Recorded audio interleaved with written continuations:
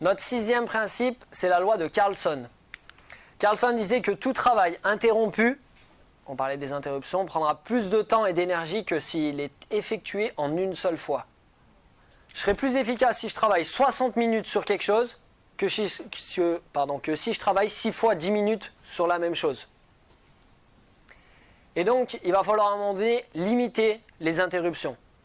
Carlson, donc il s'appelait Sune Carlson, c'était un Suédois. Dans les années 50, il a fait une étude pour observer, pour comprendre et pour identifier finalement les interruptions, à quelle fréquence est-ce qu'elles revenaient. Donc c'est une étude qui a été faite avec des cadres dans les entreprises. Et cette étude-là donnait la conclusion suivante, que en moyenne, un cadre était interrompu à l'époque, dans les années 50, toutes les 20 minutes.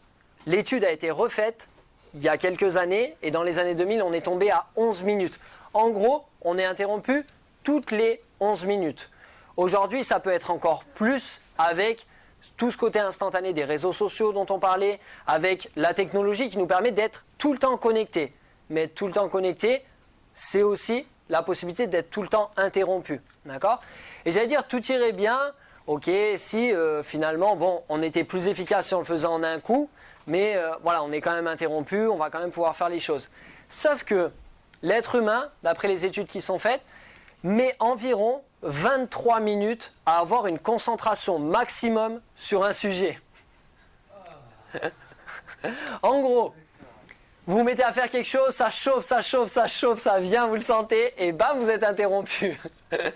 Ok, vous passez à autre chose, vous vous y remettez, ça chauffe, ça chauffe, ça chauffe.